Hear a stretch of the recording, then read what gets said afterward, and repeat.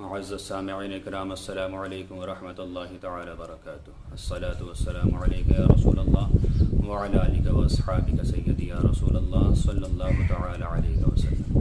محترم حضرات، بہت ہی مبارک مہینہ ہمارے درمیان چل رہا ہے، جس کے بارے میں ایک جگہ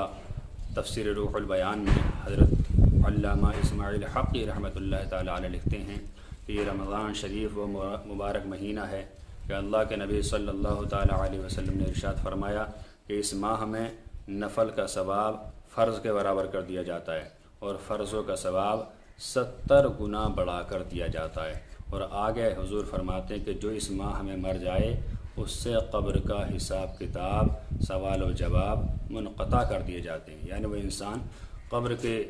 سوال و جواب سے، قبر کے عذاب سے محفوظ رہے گا۔ تو یہ کتنا مبارک مہینہ ہے کہ اس میں انسان کو موت بھی آ جائے تو بھی اس کے لیے برکت ہی برکت ہے، رحمت ہی رحمت ہے، خوشحالی ہی خوشحالی ہے کہ قبر کے عذاب سے اور سوال و جواب سے بچ جائے گا۔ اچھا، کچھ لوگوں نے اعتراض کیا کہ حضرت کیا ایسا تو نہیں ہے کہ عید بعد یعنی رمضان کریم پورے ہونے کے بعد نہیں، ایسا تو نہیں پھر اس سے سوال و جواب ہوں، عذاب و حساب ہوں؟ تو علماء کرام فرماتے ہیں کہ اللہ تعالیٰ کی رحمت بہت بڑی ہے، اس کی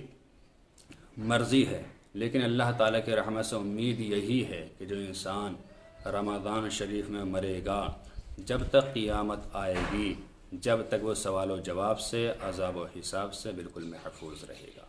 اللہ تعالیٰ سے دعا ہے کہ اللہ تعالیٰ ہمیں اس مہینے میں خوب نیکیاں جمع کرنے کی توفیق عطا فرمائے، خوب دل کھول کر عبادت کرنے کی توفیق عطا فرمائے، خوب صدقہ و خیرات کرنے کی توفیق عطا فرمائے۔ السلام علیکم ورحمۃ اللہ تعالی۔